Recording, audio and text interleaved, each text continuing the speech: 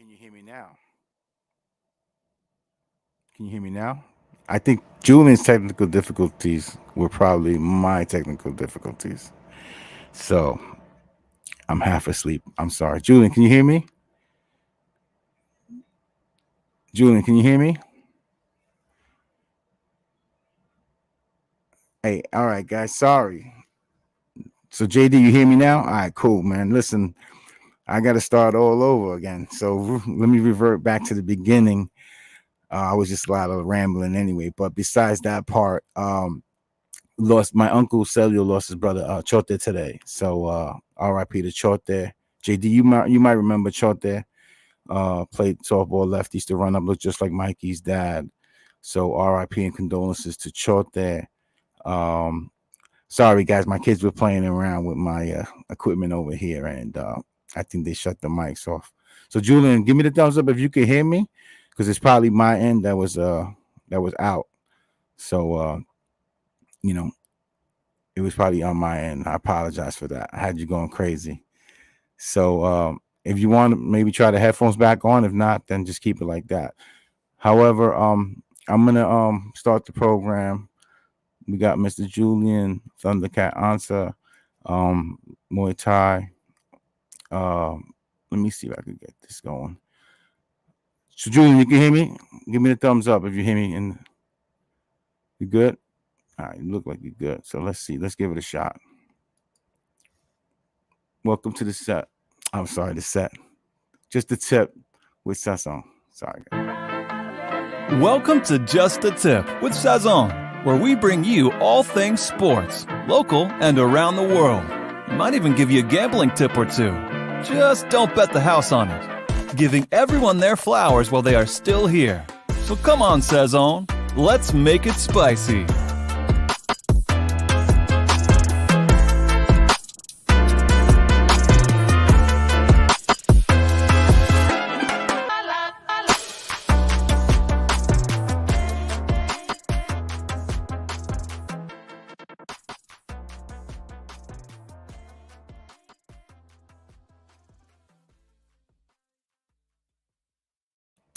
Good evening, everyone. Welcome to Just the Tip with Sasson. My name is Sally Sasson, and I'm the technical difficulty here. So I want to bring in my guy Julian, Thunderkatt, Ansah, and let's get this started. What's going on, Julian? You hear me? You can't hear me. Can you hear me, Julian? Nope. You hear me? I can hear you again. You cut out for a second. Okay. All right. So what's going on, brother? Oh my God. Let me see this. How you doing? You hear me? It's like freezing on your end. I believe the Wi-Fi. Yeah, we're gonna have to reschedule this. I believe, man. I'm sorry. We're gonna have to reschedule this. This isn't working out, and I don't want to keep going back and forth. So, yeah, we lost Julian.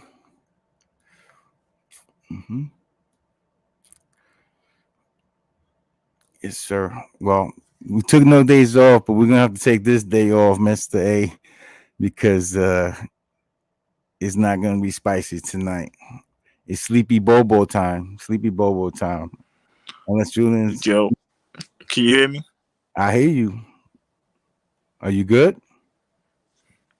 No, we're not good. We're saying on my end that we just having some connection difficulties. I don't know if you can hear me or anything. Maybe it's your Wi-Fi.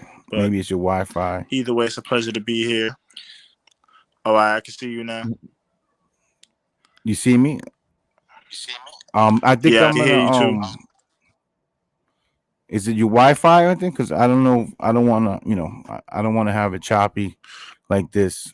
Yeah, my Wi-Fi is good. It's on. It's saying I'm connected. I can move closer to the router if that works. But everything is connected. I'm gonna move closer, just so it could be as good as possible.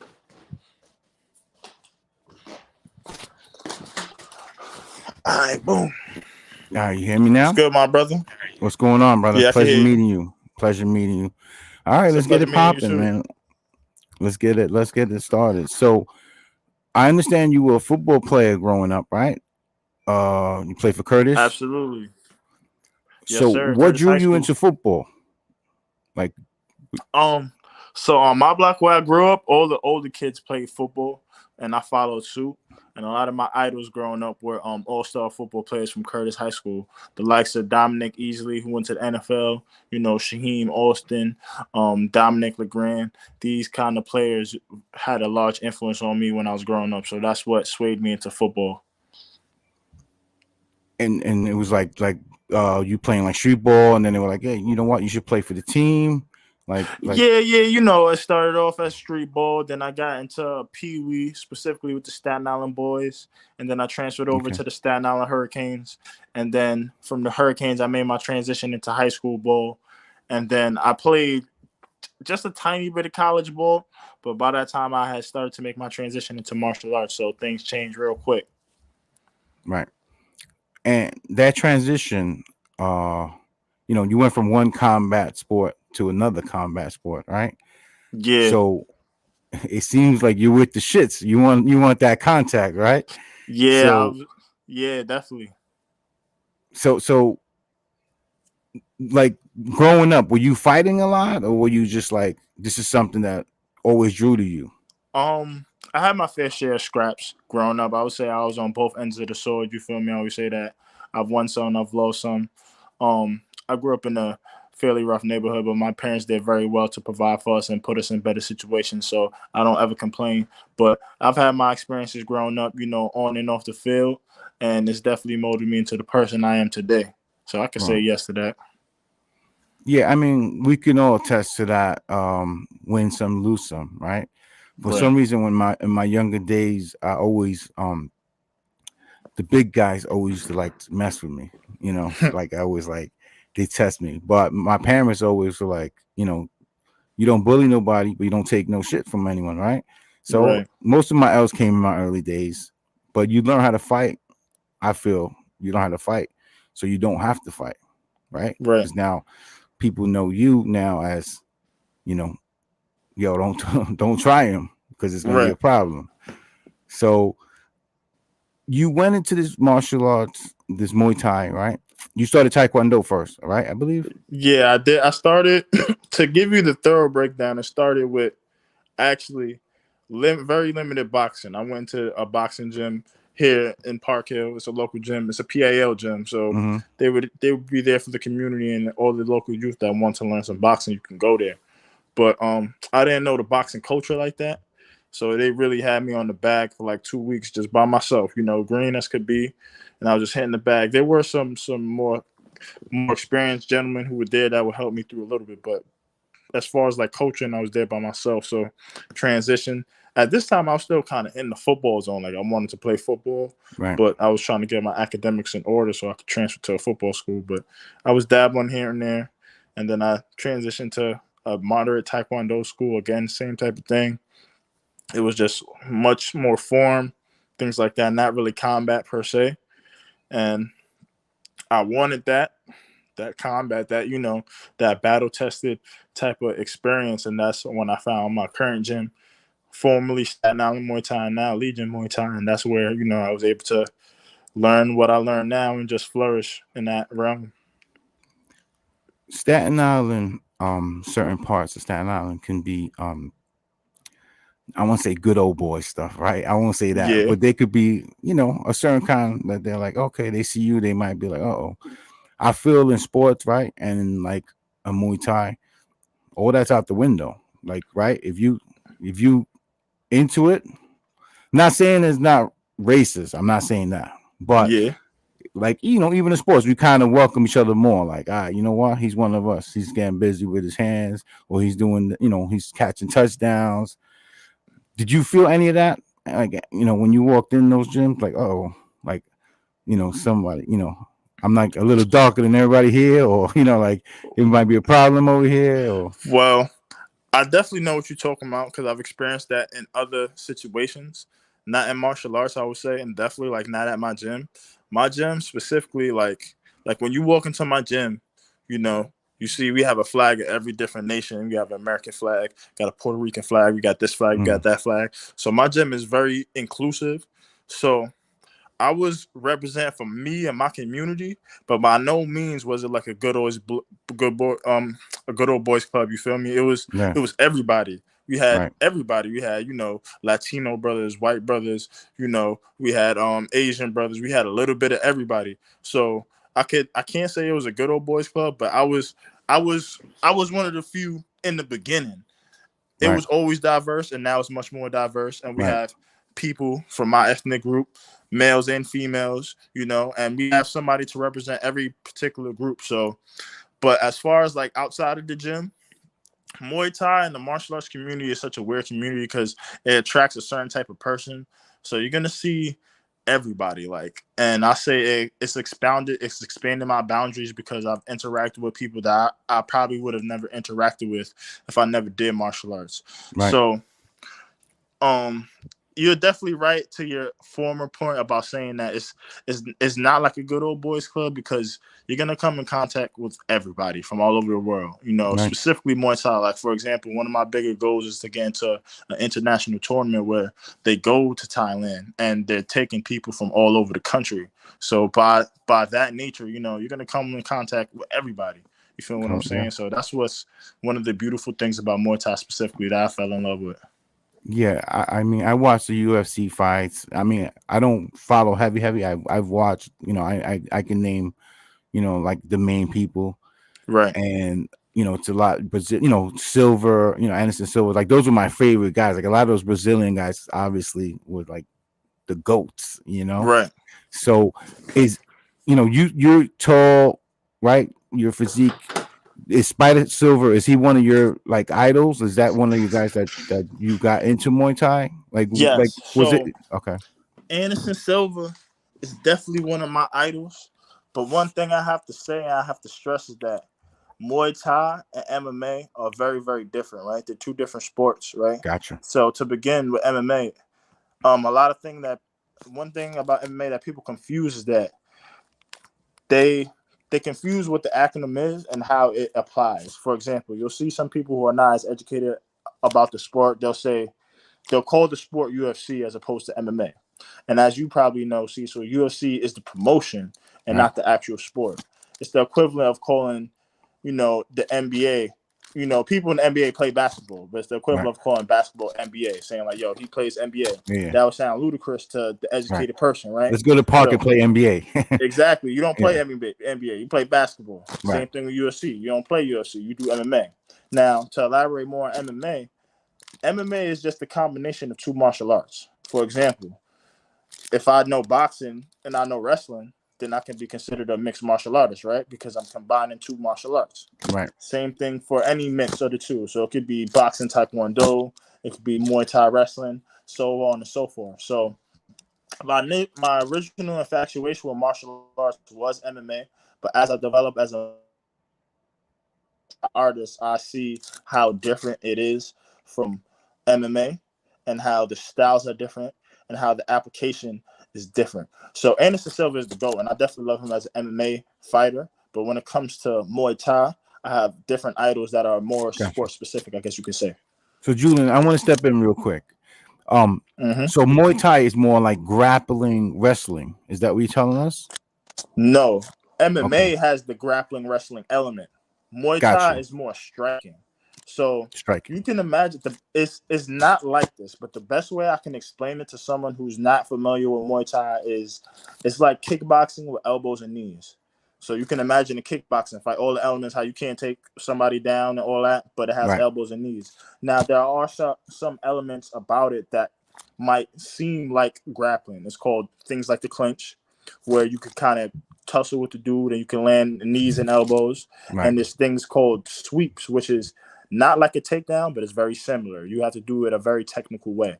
So MMA has the grappling element where you could, take a dude down, take him up top, put him in the armbar, whatever the case may be. In Muay Thai, you can't do any of that. As soon as it gets like too grapply or too much tussling, the ref will break it immediately, and you got to square up. Throw them hands, them feet, them elbows, and them knees. Muay Thai translates to the art of 8 limbs. That's what it translates to in English. And the 8 limbs that we use are our 2 hands, our 2 elbows, our 2 knees, and our 2 legs, our shins and our feet specifically. So those are the 8 weapons in Muay Thai.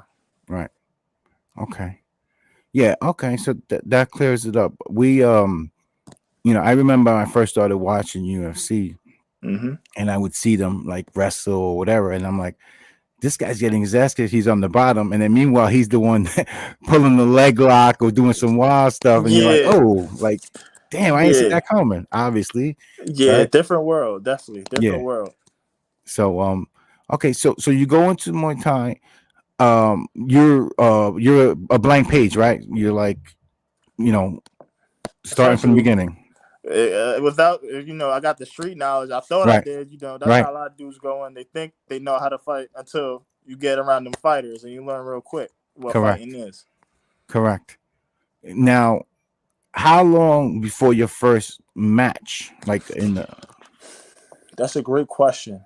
I started in 2015.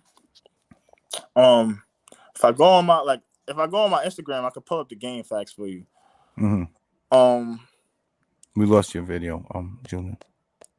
Yeah, I'm on my Instagram right now. I'm just Gotcha. pulling up the exact date. Okay. For you. So you could give us a ballpark figure if you want, like 3 years, maybe. I got the poster, so I have the exact year for you. Okay, gotcha. All right, boom. It was in May of 2018. It's about 3 years. It was my first fight. Right. Yeah. You said 2015, so about 3 years. Yeah, 3 years ago was my first fight. So I started in 2015. And 3 years into training. So 3 years. Yeah. Okay, so 3 years into training, you're like, all right, do you feel you're ready, or your team says you're ready? You get in there. How does that work out? So funny story, right? I originally would have started earlier. I was a year in. My coach came to me. He was like, "Yo, you want to do this?" And I was like, "Yeah." Until I had the first fight camp training. And this is the thing, like along my journey, one of the things that I've come to realize is that you think you know what you're getting into, or you think you're prepared until you actually do it. And of course, I've risen to the occasion. I've grown a lot in this process, but when I reflect, a lot of the things are funny. So yeah, he came to me like a year and he's like, "Ready?" I'm like, "Yeah, I'm ready." You know what I'm saying? The first fight camp pad work with my coach, when I tell you, like, gassed out, threw up, all that. Right. You know what I'm saying? And after that, I was like, nah, I'm not ready. Like, I got to keep training. You know what I'm saying? Keep training before I really get in there and really fight. Because, in this condition, I'm not going to be ready. And he was like, "Yo, I respect the honesty, but it's time to get on it." He was like, "This is what I expect of you. This is what I need from you." And, I started to apply myself more to the process. And in 2 years later, I was ready for sure. And, I had a good performance for my first fight. And I appreciate that I took the time to do it, because everybody does it different. My coach is a thorough coach, you know what I'm saying? Right. So he's going to make sure you're ready before he puts you in there. And he's going to make sure that you're going to be able to properly defend yourself and you're not going to get hurt or anything like that. So that was all for the better, I think. And that is something that we always talk about. You don't play, like we say, you don't play boxing, right? You don't play Muay Thai, you don't play MMA. Like, this is something where you can really get hurt. So for you to have that knowledge and say, you know what, I'm not ready. How long is training camp, by the way, for pre-fight? So it depends, right? Because in Muay Thai, when you really in it, there really is no off season. Like, since the pandemic starting in May, I had 4 fights to this date. So, I know individuals who've had 10 fights in a year. So depending on how hard you're trying to go, training camp could be for 1 month. Training camp could be for 2-3 months, or it could just feel like you're in a forever training camp. Right. When you're fighting back to back, you just going. So it's Right. like, yo, I'm in training camp. There's no off season. So it all depends. But I would say if you want a good training camp, for me, I need at least a month and a half 4 to would be 6 good. weeks. Yeah. And now you fight, right? Mm-hmm. Now what do you do then? Is it like a week off? Is it like a few days off? Just let the body recover? So it always depends, right? Depends on the quality of the fight and the situation. So my last fight, I fought in my first championship fight, and I fought in my first 5-round fight. But there's different elements that go into it. If if you have like, shin guards and things of that nature, that offers more protection. So after a fight like that, you might be able to recover quicker. But if you don't have the shin guards and stuff on, it might take you a little longer to recover. And of course the rounds and things like that. So, but for me, I would say to get back to like, I'm ready for a fight camp, maybe like 2 weeks, depending on how banged up I was. But it depends. Like, and of course, there's a saying that my coach has told me: there's a difference between being hurt and being injured, right? Right. Most fighters, they're always a little hurt going into every fight. There's always like a little something, my wrist, my foot. There's always a little something. But if you're injured, that means like you're sitting down, like you can't train. Like that's like my ACL is torn, God forbid. That's something is messed up to the point where you can't move. Right. So you're always a little hurt. But I've been blessed enough that I haven't been injured. So I just be going and I feel it out. Yeah, I watched some of them UFC fights and I'm like, this guy just broke his leg in the ring and kicking, and you could just, you're inches away where you can just do some real damage to yourself, let alone your opponent. So, I want to ask you, Julian,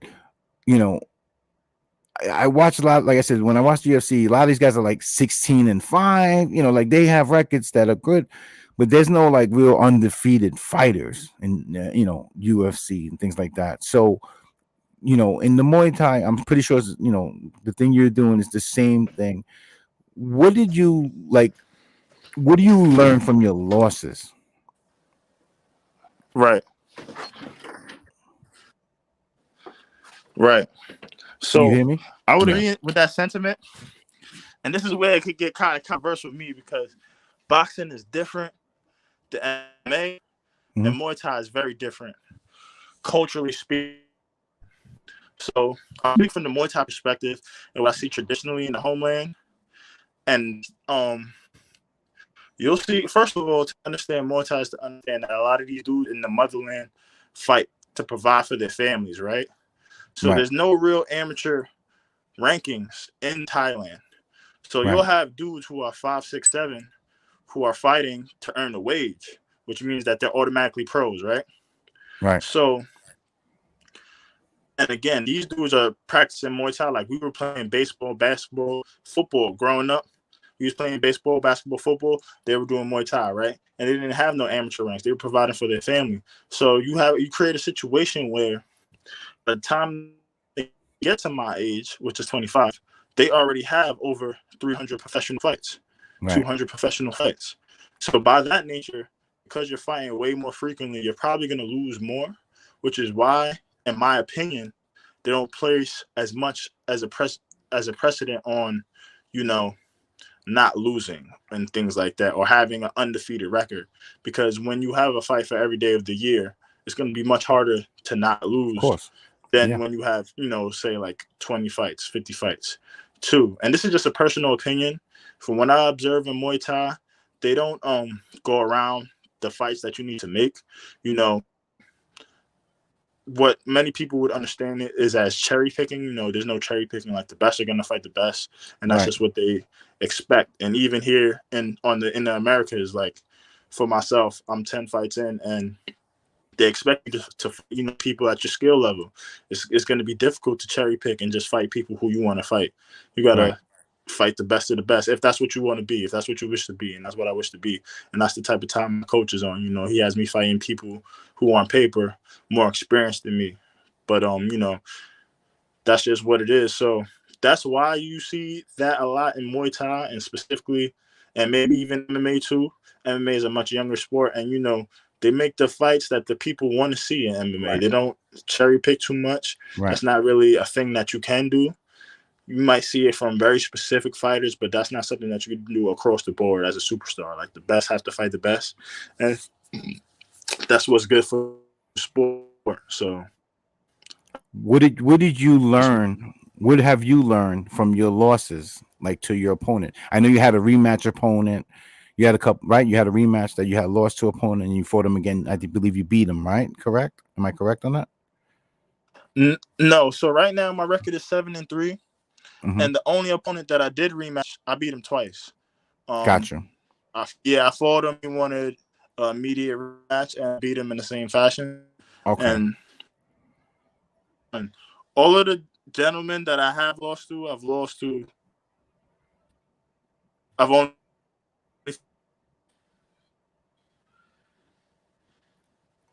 I'm losing you. Yeah. We lost you for a still here second there, with me? Julian.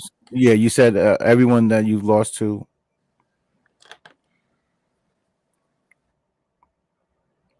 You hear us, Julian? Ladies and gentlemen, just a tip with Sasson. Hope everyone's enjoying the show. Julian, you hear me? Yeah, I can. All right, cool. Yeah, you were saying that the 3 gentlemen you lost to.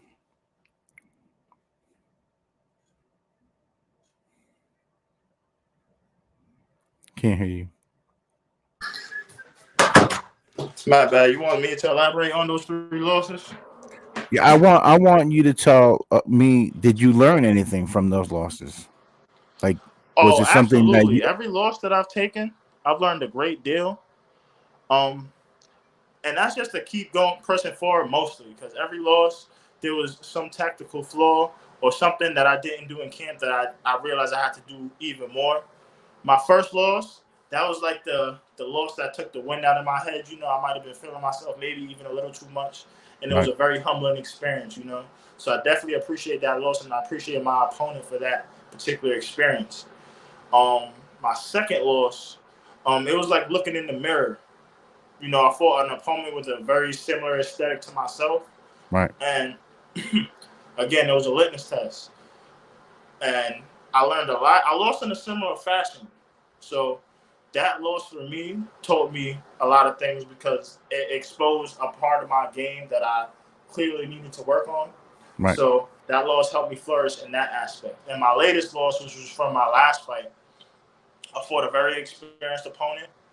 It was very much a litmus test. He's one of the best athletes in the country right now. He hasn't been defeated for some years. However, I don't think that's the reason I lost. Ultimately, he was just a better skilled opponent Right. that day, and even though I lost, I learned a lot because I fought someone who was very good, and I know for a fact that I deserve to be at that particular level. There are some things that I need to work on, and as I'm healing up, I'm looking forward to just building on that momentum, building on that camp, because that camp, I feel like I hit a particular level that was very good, and I just enjoyed it. So I'm gonna just take that energy and take that momentum and carry it on to the next engagement. Right. Yeah, yeah. One of the things when I teach the kids, like when I teach them baseball or anything, I'm like, your losses, even with my older guys, you got to learn from your losses, right? So Right. you can't, the definition of insanity is repeating the same thing over and over and expecting a different result. So you got to learn from how you lost, and I think I used to shoot around. I played college baseball, but I used to shoot around with the guys that were going to D1 basketball and this and that. And I played my street ball, and I said the biggest difference for me and them was just like in baseball was my conditioning. They would just run all day, and I was dead tired. Conditioning is a huge part, obviously, of what you do also. So, is that something that you feel like you take? I know you say that you take no days off, so that's got to be your grind. Some people recommend days off. It's whatever works for you, right? So is that what works for you, taking no days off? I think we lost Julian again. Maybe he don't like my questioning.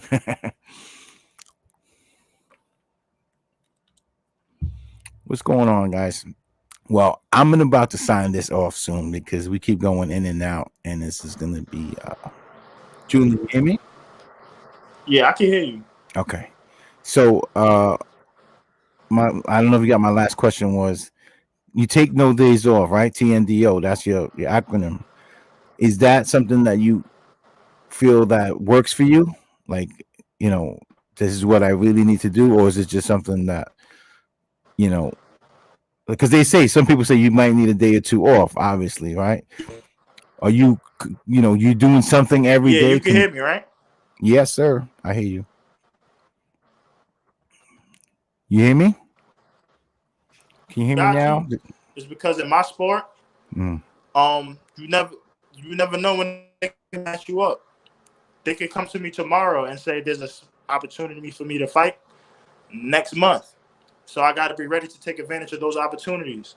And you Right. are right. Sometimes you do got to take days off or seasons off to, properly analyze and properly manage yourself and your mind and your body. But in the fight game, as you know, there is no off season. There is no official Yeah. off season, and you just Yeah. got to be ready to go whenever. So Is there a next level like that you want? Is there levels? I know obviously there's levels to, you know, is there a next level of where you're like, all right, I've conquered this right here? yes, absolutely. Right now, some of the things that I have in my scope are the IFMA Games, which is an international tournament. They Hmm. select some of the best fighters from all around the world to represent their country and their nations and fight in an Olympic style tournament. So that's my goal to get into that. After that, my goal is to get into the World Games, which is another international tournament where you have to qualify and you have to fight basically pro level opponents. And again, you're fighting some of the best people in the world from all over the world. So that's the next level for me. And after that, then hopefully the pro rankings will be my next goal. But one step at a time, one fight at a For time. sure. For sure. All right, Julian. I'm gonna we're gonna sign off real soon. I want to thank you for coming on. I know we had some technical difficulties, but I feel like we got a lot of we got a lot out there. We wish you the best of luck. Continue pushing forward. And if anything, any IG, anything you want people to follow you at, just let everybody know, man. Yo, thank you for having me, brother. I appreciate you. Shout out to my man, Mr. A, For for sure. linking us up. You can follow me at the Thunderkatt. And you also follow my gym at Legion Muay Thai, and you can stay updated with us and see when the next time we get in the ring. Thank you again. I appreciate you, my brother. For sure, Julian. Best of luck, my brother. All right, guys. Thank you. Thank you. At the tip, we try to bring different elements, we're trying to bring different elements to the game. Um, Julian's a good cat. We wish him the best of luck. And guys, if you're out there in Staten Island, go take a look, man. And women too. Get your safety, man. A lot of weirdos and wackos out here these days. But guys, I want to thank you again. I'll see you guys on Wednesday at the set 6145. And I appreciate y'all. Have a good night.